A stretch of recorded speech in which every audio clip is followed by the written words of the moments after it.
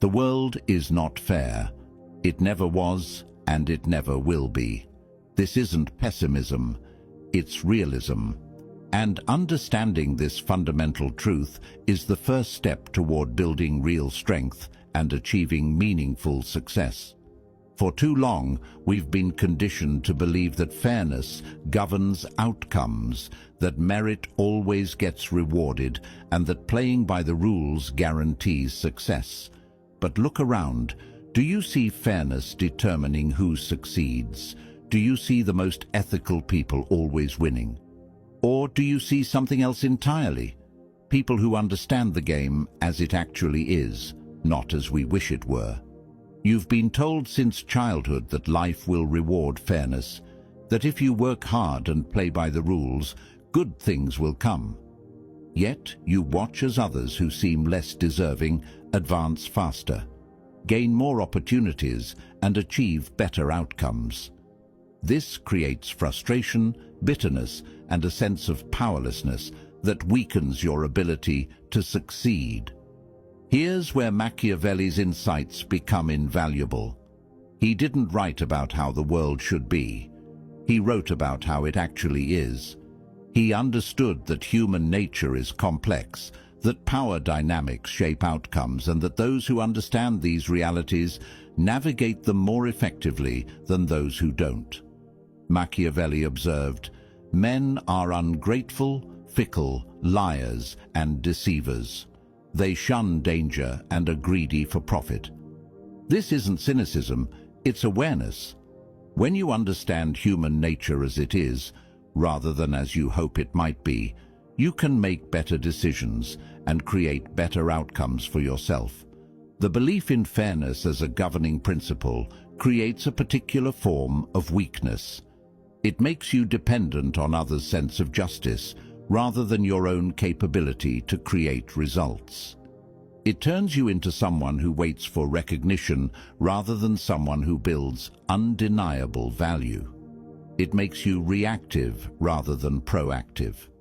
This video will explore why relying on fairness weakens your position and how understanding reality as Machiavelli described it can make you stronger, more effective, and ultimately more successful. We'll examine how to build real strength through strategic thinking, personal capability, and understanding human nature. So here's your first reality check. Instead of asking, "Why isn't life fair to me?" start asking, "How can I succeed regardless of whether life is fair?" Write it in the comments if this perspective shift resonates. Strength over fairness. By the end of this video, you'll understand how to stop being someone who depends on fairness and start becoming someone who creates their own success through capability and strategic thinking. Number 1, fairness is a comforting illusion that weakens you. Fairness feels good to believe in. It promises that effort will be rewarded, that justice will prevail, and that good behavior will be recognized. But this belief, while emotionally comforting, creates a fundamental weakness. It makes you dependent on external validation and recognition rather than internal capability and value creation. When you operate on the assumption that fairness will determine your outcomes, you develop what psychologists call an external locus of control.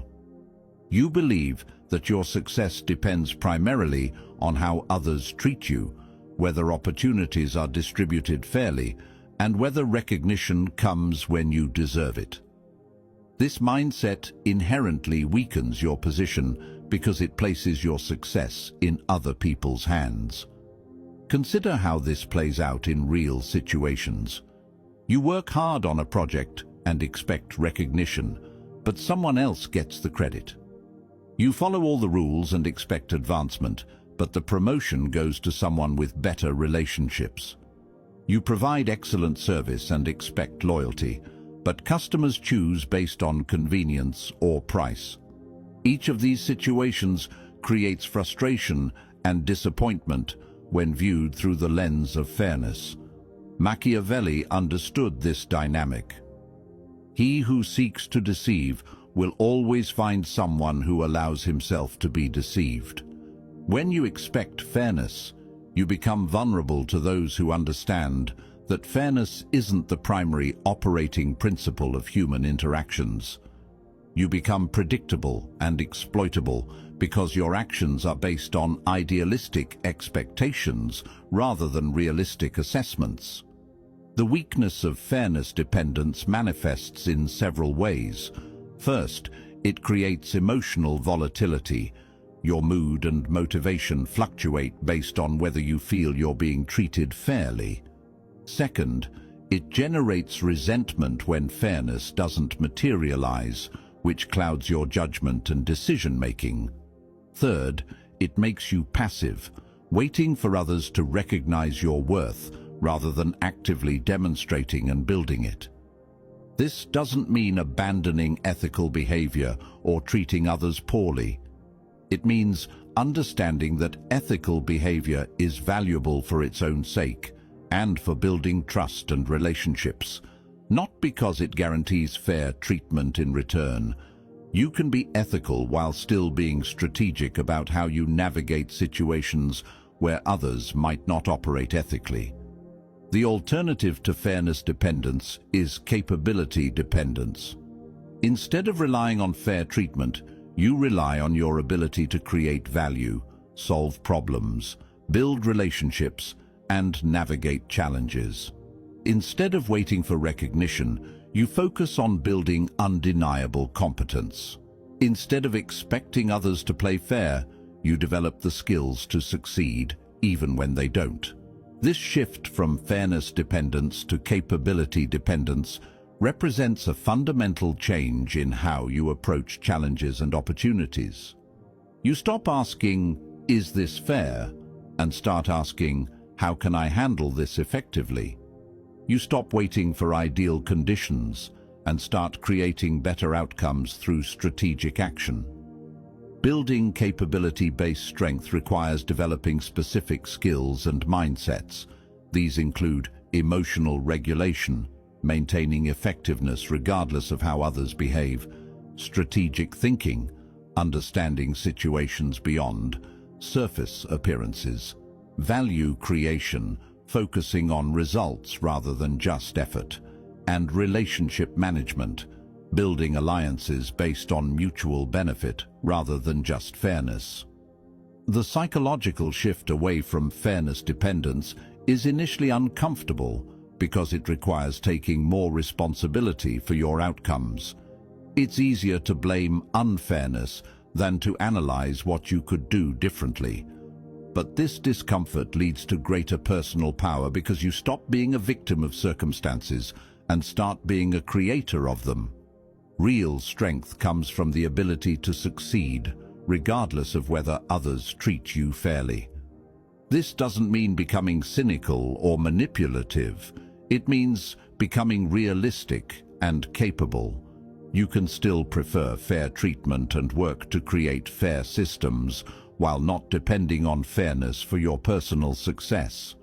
When you encounter unfair treatment, instead of focusing on the unfairness, ask yourself 3 questions. What can I learn from this situation? How can I protect myself from similar situations in the future? What capabilities do I need to develop to be less vulnerable to others' unfair behavior? Remember, those who depend on fairness remain at the mercy of others' sense of justice. Those who develop capability become capable of creating their own justice through competence and strategic action. Number 2, understanding human nature creates strategic advantage. Most people operate on idealistic assumptions about human behavior. They expect others to be consistently rational, grateful, loyal, and fair. This creates blind spots that lead to poor decisions, wasted resources, and missed opportunities. Understanding human nature as it actually is, rather than as we hope it might be, creates significant strategic advantages.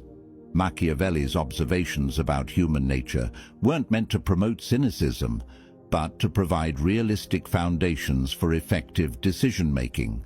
When he wrote that people are ungrateful, fickle, liars and deceivers, he wasn't saying all people are evil. He was saying these tendencies exist in human nature and become more prominent when people feel pressured, threatened, or tempted. Understanding these tendencies doesn't mean expecting the worst from everyone, but rather preparing for the possibility that self-interest might override other considerations when stakes are high. This preparation allows you to make better decisions about trust, delegation, partnerships, and resource allocation. Human nature includes both cooperative and competitive elements, both generous and selfish impulses, both honest and deceptive capabilities. The specific behaviors that emerge depend on circumstances, incentives, and individual character development. Those who understand this complexity can better predict behavior and design interactions that bring out more positive responses. For example, people are more likely to be honest when honesty is rewarded and dishonesty is penalized. They're more likely to be loyal when loyalty is reciprocated and disloyalty has consequences. They're more likely to be fair when fairness serves their interests and unfairness costs them relationships or opportunities. This understanding allows you to create better incentive structures in your personal and professional relationships. Instead of just hoping people will behave well, you can design situations where good behavior is rewarded and poor behavior has natural consequences. This isn't manipulation, it's creating environments that encourage everyone's better angels. Understanding human nature also helps you recognize patterns of behavior that others miss. You can identify when someone is likely to change positions, when loyalty might waver, when partnerships might become competitive, or when cooperation might turn into conflict. This awareness allows you to prepare for changes rather than being surprised by them. The strategic advantage of understanding human nature extends to reading social dynamics, predicting market behavior, and building more effective teams. People who understand motivation, fear, greed, pride, and other driving forces can better anticipate how situations will develop and position themselves accordingly. This doesn't mean becoming manipulative or exploitative. Understanding human nature can actually help you build better relationships by recognizing what people need, what they fear, and what motivates them. When you understand someone's underlying drivers, you can communicate more effectively and create proposals that genuinely serve their interests while also serving yours. The key insight is that human behavior follows patterns, even though individual actions can be unpredictable. These patterns become more apparent when you study history, observe social dynamics, and pay attention to how people respond to different incentives and pressures over time. Building this understanding requires both study and observation. Reading about psychology, history, and human behavior provides frameworks for understanding. Observing people in various situations provides real-world data about how these frameworks apply. The combination creates practical wisdom about human nature. One crucial aspect of human nature is that people tend to act in what they perceive as their self-interest, even when their perception might be flawed or short-sighted. Understanding this helps you predict behavior and design interactions that align others' self-interest with your objectives. Another important pattern is that people respond to incentives more than to appeals to abstract principles. While moral arguments have some influence, concrete benefits and consequences usually have more impact on behavior. This doesn't mean abandoning moral arguments, but rather combining them with practical incentives. Before entering important interactions, or making significant decisions involving other people, consider their likely motivations, fears, and self-interest. How might they respond to different approaches? What incentives exist in the situation? How can you structure interactions to encourage positive responses while protecting yourself from negative ones? Understanding human nature isn't about becoming cynical, it's about becoming realistic and effective. When you understand how people actually behave, you can build better relationships, make better decisions, and create better outcomes for everyone involved. Your key insight for this section: understanding human nature creates strategic advantage. Share this in the comments and think about one relationship or situation where better understanding of underlying motivations could improve your effectiveness. Number 3. Complaining about unfairness signals and creates weakness. When you vocalize complaints about unfair treatment, you inadvertently signal to others that you see yourself as a victim of circumstances rather than as someone capable of changing them. This perception, both from others and from yourself, creates real weakness by reinforcing a victim mentality and inviting further unfair treatment. Complaining about unfairness serves several psychological functions that feel satisfying in the moment, but weaken your position over time. It provides emotional release, seeks sympathy and validation, and attempts to shame others into better behavior. However, these short-term benefits come at the cost of long-term effectiveness and respect. Others' reactions to complaints about unfairness reveal important truths about social dynamics. Some people will offer sympathy, but this sympathy rarely translates into changed behavior or improved treatment. Others will see the complaining as evidence of weakness and may consciously or unconsciously take advantage of what they perceive as a vulnerable position. Machiaveli observed that men should be either treated generously or destroyed, because they take revenge for slight injuries but cannot do so for grave ones. This principle applies to how you handle unfair treatment. Constant complaining about minor unfairness makes you appear weak and invites further testing of your boundaries, while decisive action in response to serious unfairness commands respect. The habit of complaining about unfairness also reinforces internal narratives that weaken your mindset. Each time you verbalize how unfairly you're being treated, you strengthen the neural pathways associated with victimhood, powerlessness, and external blame. This makes it harder to develop the mental strength necessary for strategic thinking and effective action. Additionally, focusing on unfairness directs your mental energy toward things you cannot control, other people's behavior, rather than things you can control, your own responses and capabilities. This misdirection of attention and energy prevents you from developing the skills and strategies that would make you less vulnerable to unfair treatment. The alternative to complaining about unfairness is strategic response. This involves analyzing the situation to understand why the unfair treatment is occurring, what you can learn from it, how you can protect yourself from similar situations, and what actions might improve your position without depending on others' sense of fairness.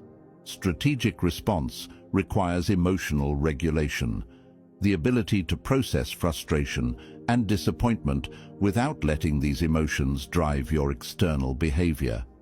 This doesn't mean suppressing emotions, but rather channeling them into productive analysis and action rather than counterproductive complaining.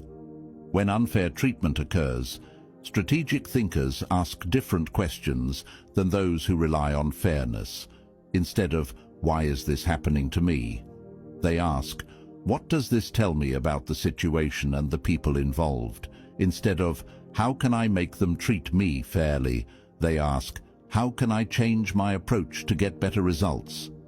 This shift from complaint-focused to solution-focused thinking builds mental strength and practical capability. Each time you respond strategically rather than just emotionally to unfair treatment, you develop greater resilience and effectiveness. Over time, this pattern creates a reputation for strength rather than victimhood. There are times when addressing unfair treatment directly is appropriate and necessary.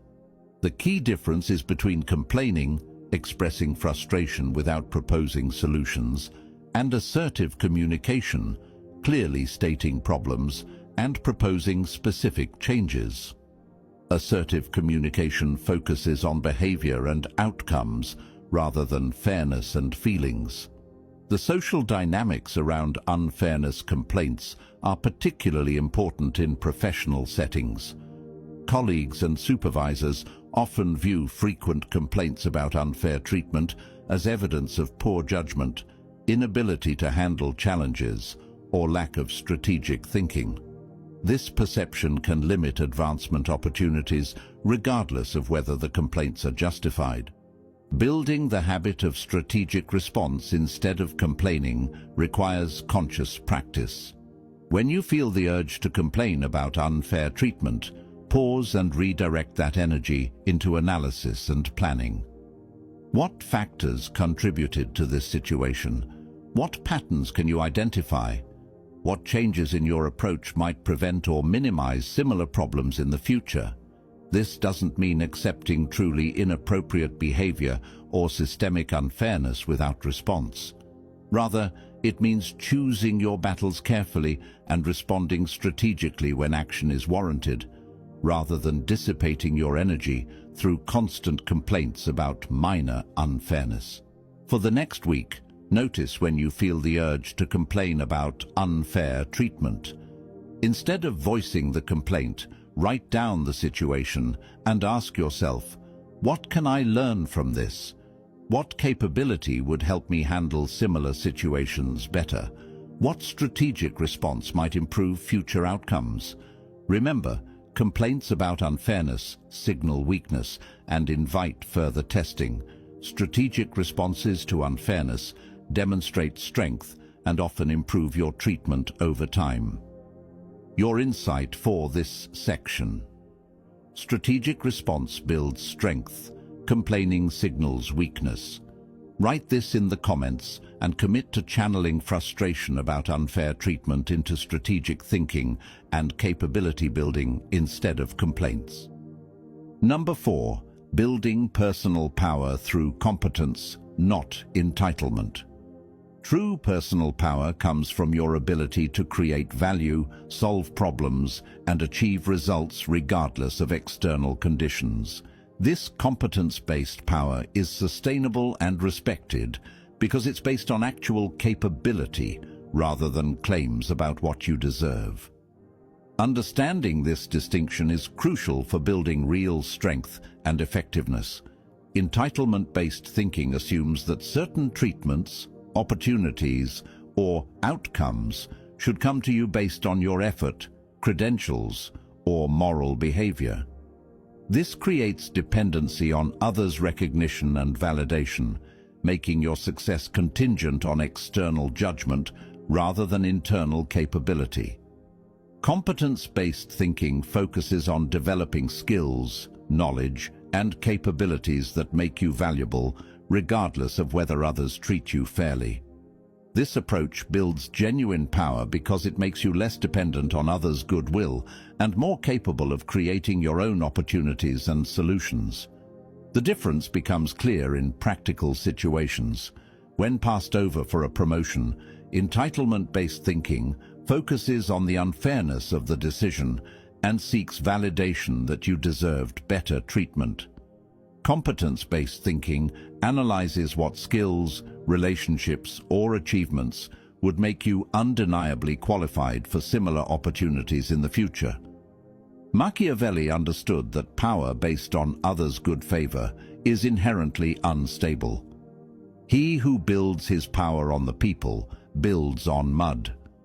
While building relationships and earning respect are important, Sustainable power must be grounded in your ability to deliver results that others need or want. Building competence-based power requires identifying what value you can create that others find difficult to replace or ignore. This might be technical skills, problem-solving abilities, relationship-building capabilities, or unique combinations of knowledge and experience.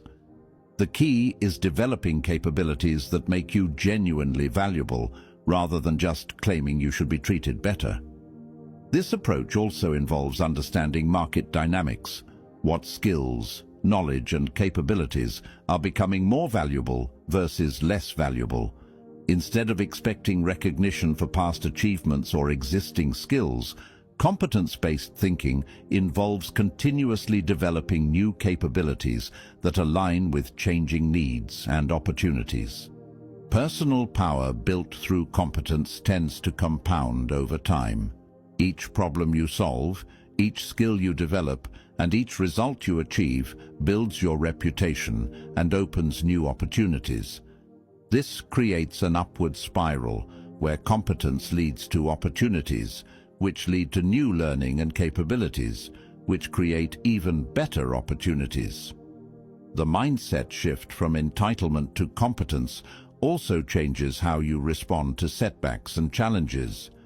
Instead of seeing unfair treatment as evidence of others' failings, you see it as information about what capabilities you need to develop to be less vulnerable to others' unfair behavior. Competence-based power also involves understanding and developing emotional intelligence, the ability to understand and manage your own emotions while effectively influencing others' emotional responses. This includes communication skills, empathy, persuasion abilities, and social awareness that help you navigate complex interpersonal dynamics. Another crucial aspect is learning to create systems and processes that produce consistent results. Instead of relying on individual heroic efforts or hoping others will treat you fairly, you develop repeatable methods for achieving objectives. This systematic approach to competence makes your success more predictable and less dependent on external factors. Building genuine competence also requires intellectual humility, recognizing that your current knowledge and skills can always be improved. This openness to learning and growth keeps you adaptable and prevents the stagnation that comes from assuming you already know everything you need to know. The networking aspect of competence-based power involves building relationships based on mutual value creation rather than just personal liking or shared grievances about unfair treatment. When you can help others achieve their objectives through your capabilities, you build stronger and more durable professional relationships. There's also a leadership component to competence-based power. As you develop genuine capabilities, others naturally begin to seek your advice, input, and leadership on challenging problems. This organic leadership development is more sustainable than leadership based on titles, credentials, or claims about deserving authority. First, identify the problems and challenges that people in your field or area of interest face most frequently. Second, develop specific capabilities for solving these problems more effectively than others can. Third, consistently demonstrate these capabilities through your work and interactions. Fourth, continuously update and expand your capabilities as conditions change. Building competence-based power takes time and sustained effort, but it creates genuine strength that others respect and that you can rely on regardless of how fairly others treat you. It transforms you from someone who needs others' fair treatment to someone who provides value that others need. Your key insight for this section: competence creates sustainable power. Entitlement creates dependency. Write this in the comments and identify one capability you could develop that would make you more valuable and less dependent on others' fair treatment. Number 5. Strategic thinking trumps moral outrage. When faced with unfair situations, the natural emotional response is moral outrage, anger at the injustice, indignation at the violation of principles, and desire to punish those responsible. While these emotions are understandable and sometimes necessary for motivation, they often interfere with effective problem-solving and strategic response. Strategic thinking involves analyzing situations based on what is, rather than what should be, understanding the motivations and constraints of all parties involved, and developing responses that maximize your long-term effectiveness rather than just providing emotional satisfaction in the moment. The limitation of moral outrage as a primary response is that it focuses on changing others' behavior rather than adapting your own approach to achieve better outcomes. This external focus often leads to frustration and ineffectiveness because you cannot directly control others' actions, only your own responses to their actions. Machiaveli wrote, "Everyone sees what you appear to be. Few experience what you really are." This insight highlights the importance of strategic presentation and behavior management. Instead of letting moral outrage drive your visible responses, strategic thinking allows you to choose responses that serve your long-term interests while still maintaining your ethical principles. Strategic thinking doesn't mean abandoning moral principles or accepting unethical behavior. Rather, it means being strategic about how and when you address moral concerns to maximize their effectiveness.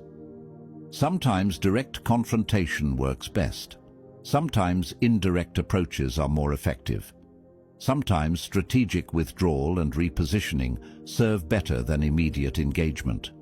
The key distinction is between being strategic about your methods while remaining consistent about your objectives and values. You can maintain ethical standards while being flexible about tactics. You can pursue just outcomes while being realistic about human nature and social dynamics. Consider how this applies to workplace situations. When a colleague takes credit for your work, moral outrage might drive you to publicly confront them or complain to others about the unfairness. Strategic thinking might lead you to document your contributions more carefully, build stronger relationships with decision-makers, or find ways to make your contributions more visible and difficult to claim credit for. Both approaches address the same underlying problem, but the strategic approach is more likely to prevent future occurrences and improve your overall position, while the moral outrage approach might provide emotional satisfaction without solving the underlying issue. Strategic thinking also involves longer time horizons than moral outrage typically considers. Immediate justice might feel satisfying, but strategic thinkers consider how their responses will affect relationships, reputation, and future opportunities. Sometimes accepting short-term unfairness while building longer-term strength leads to better ultimate outcomes. This doesn't mean being passive or accepting unethical behavior indefinitely.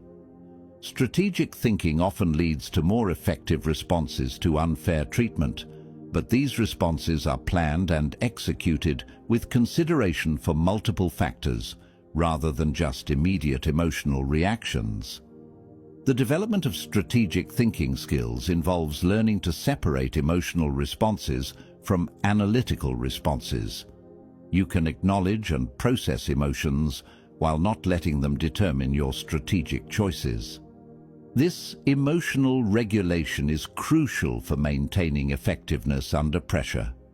Strategic thinking also requires understanding systems and patterns rather than just individual events. When someone treats you unfairly, strategic analysis considers whether this is typical behavior for this person, what incentives and pressures might be influencing their behavior, and what systemic changes might prevent similar situations. Another aspect involves understanding power dynamics and influence patterns. Who has decision-making authority? What motivates them? How do they receive and process information? What approaches are most likely to influence their thinking? These considerations often lead to more effective responses than direct moral arguments. The practice of strategic thinking becomes easier with experience and conscious development. Each situation where you choose strategic analysis over immediate emotional reaction builds your capability for this type of thinking. Over time, strategic analysis becomes more automatic and natural. There are certainly times when immediate moral response is necessary and appropriate, particularly in cases involving serious ethical violations or abuse. The key is developing the judgment to distinguish between situations that require immediate moral action and situations where strategic approaches might be more effective. When facing unfair treatment, first process your emotional response privately, then analyze the situation strategically. What are the underlying causes? What are the various stakeholders' motivations? What responses would be most likely to prevent future similar situations and improve your position? Finally, choose actions that align with your values while maximizing effectiveness. Remember, moral outrage focuses on what should be. Strategic thinking focuses on what is and how to improve it. Both have their place, but strategic thinking usually produces better long-term outcomes.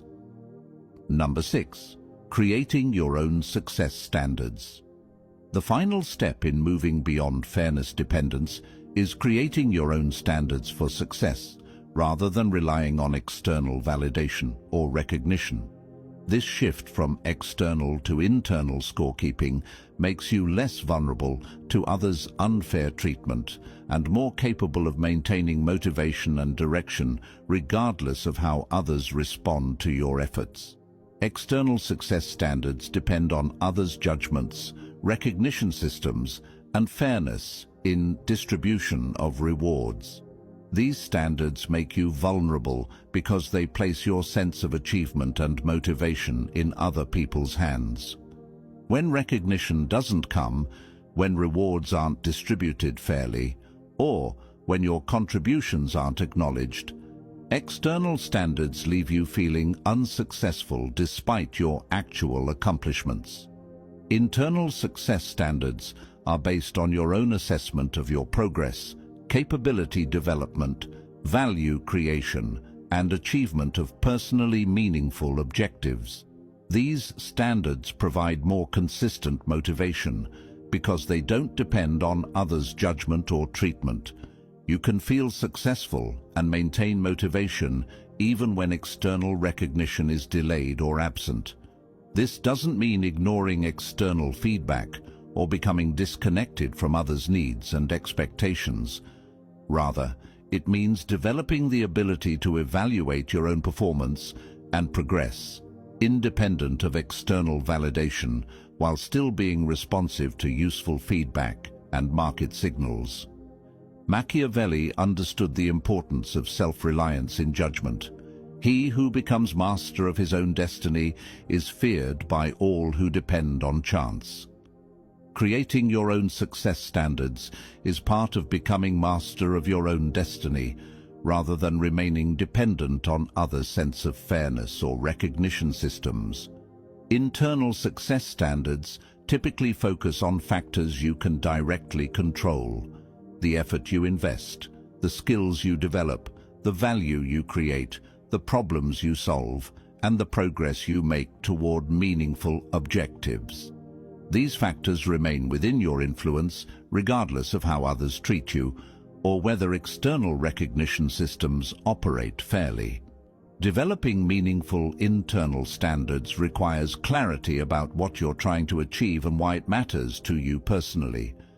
This involves identifying your core values, long-term objectives, and the specific capabilities you want to develop. With this clarity, you can create metrics and milestones that provide meaningful feedback about your progress, independent of external validation. The psychological benefit of internal success standards is significant. Instead of your mood and motivation fluctuating based on others' treatment, they remain more stable because they're based on factors you control. This emotional stability improves decision-making and maintains effectiveness even during periods when external recognition is lacking. Internal standards also allow for more rapid learning and adaptation. Instead of waiting for others to provide feedback about your performance, you can assess your own effectiveness and make adjustments quickly. This faster feedback loop accelerates improvement and skill development. Creating internal success standards doesn't mean lowering expectations or accepting mediocrity. Often, internal standards are actually higher than external ones because they reflect your personal commitment to excellence rather than just meeting others' minimum expectations. The difference is that these higher standards are self-imposed rather than externally imposed. The practice of internal scorekeeping also builds confidence and self-reliance over time. Each time you achieve objectives you've set for yourself, you build evidence of your capability and judgment. This accumulated evidence of self-efficacy makes you less dependent on external validation for confidence and motivation. There's also a strategic advantage to internal success standards. When you're not dependent on external recognition for motivation, you can take on challenging projects, pursue innovative approaches, and invest in long-term capability development without requiring immediate external validation. This often leads to breakthrough achievements that eventually do receive external recognition. Balancing internal and external standards involves being guided primarily by internal standards while remaining aware of and responsive to external feedback and market conditions. You maintain the motivation and direction that comes from internal standards while adapting your approach based on external information. The development of internal success standards is an iterative process. You start with your best understanding of what meaningful achievement looks like for you personally, then refine these standards based on experience and changing circumstances. The key is maintaining the internal locus of control while allowing the specific standards to evolve. First, identify what you want to achieve, independent of others' recognition or treatment. Second, break these objectives down into specific, measurable milestones that you can assess independently. Third, create regular review processes where you evaluate your progress against these internal standards. Fourth, celebrate achievements of internal milestones, regardless of whether they receive external recognition. Building internal success standards takes time and conscious effort, but it creates genuine independence and strength. You become someone who can maintain motivation and effectiveness, regardless of external conditions or treatment. Your final insight for this section: internal success standards create independence from external validation. Write this in the comments and identify one area where you could develop internal metrics for success that don't depend on others' recognition or fair treatment. Throughout this exploration of why begging for fairness weakens you and how Machiavellian thinking can build strength, we've uncovered fundamental principles that separate those who remain victims of unfair treatment from those who build genuine power and effectiveness, regardless of how others behave. Depending on fairness for your success makes you vulnerable to others' decisions about how to treat you, while building capability-based strength makes you effective regardless of whether others treat you fairly. This shift from external dependence to internal capability represents the difference between weakness and strength in navigating an unfair world. We've established that fairness, while emotionally comforting to believe in, creates practical weakness by making you dependent on others' sense of justice rather than your own ability to create results. When you expect fair treatment, you become vulnerable to disappointment, frustration, and manipulation by those who understand that fairness isn't the primary governing principle of human interactions. Understanding human nature as Machiavelli described it, complex, self-interested, and influenced by circumstances, provides strategic advantages in predicting behavior, building relationships, and designing interactions that produce better outcomes. This realistic understanding allows for better decision-making than idealistic assumptions about how people should behave. Complaining about unfair treatment signals weakness to others and reinforces victim mentality in yourself, while strategic responses to unfairness demonstrate strength and often improve your treatment over time. The energy that goes into complaining about what others do to you could be redirected into building capabilities that make you less vulnerable to their unfair behavior. Personal power, built through competence and value creation, is more sustainable than power based on entitlement or others' sense of fairness. When you can solve problems, create value, and achieve results regardless of external conditions, you build genuine strength that others respect and that serves you consistently.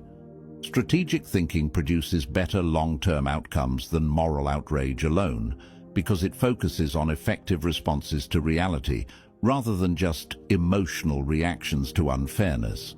While moral principles remain important, strategic implementation of these principles typically achieves better results than purely emotional responses.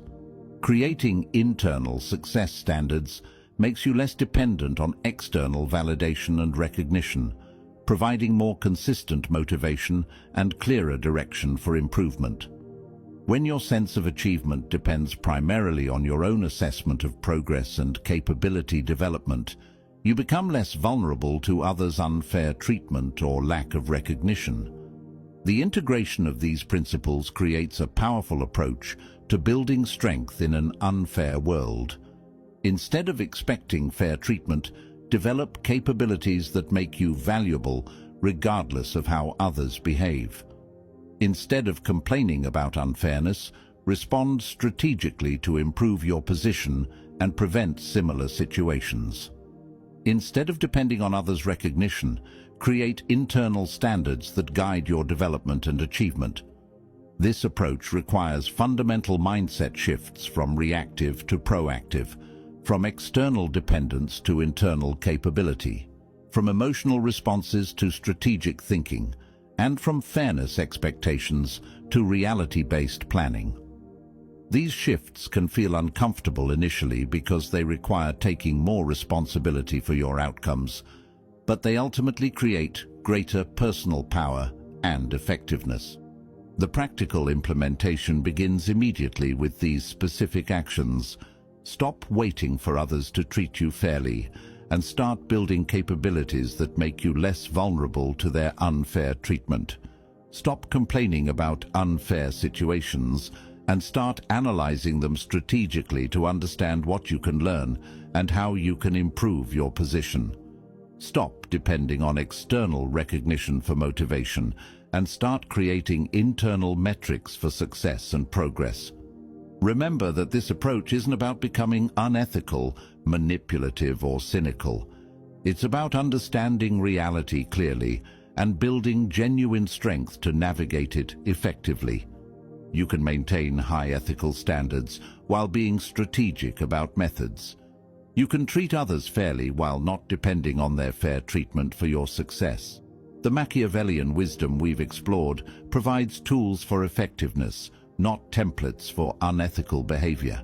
Understanding human nature, thinking strategically, and building genuine capability serve you better than naive expectations about fairness and idealistic assumptions about human behavior. Your transformation from someone who depends on fairness to someone who builds strategic strength begins with your next response to unfair treatment. Will you complain about the unfairness and wait for better treatment? Or will you analyze the situation strategically and focus on building capabilities that make you less vulnerable to similar unfairness in the future? The choice determines whether you remain weak in an unfair world or become strong enough to succeed, regardless of whether others treat you fairly.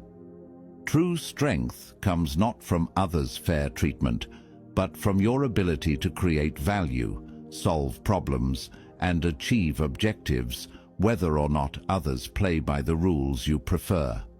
If this perspective on building strength through strategic thinking rather than fairness expectations resonates with your experience and ambitions, demonstrate your commitment by engaging with this content. Like this video to acknowledge your understanding that strength comes from capability, not from expecting fair treatment. Share it with someone who would benefit from understanding these principles of strategic strength building. Subscribe for more content that explores practical wisdom for navigating reality as it is rather than as we wish it were. Because the future belongs not to those who wait for fair treatment, but to those who build the strength to succeed, regardless of whether life treats them fairly. Your ultimate commitment. I choose strategic strength over fairness dependence. Carry this mindset forward and watch how it transforms not just your outcomes, but your entire approach to challenges, setbacks, and opportunities. Because when you stop begging for fairness and start building real strength, you become someone others respect, and someone who can create success regardless of external conditions.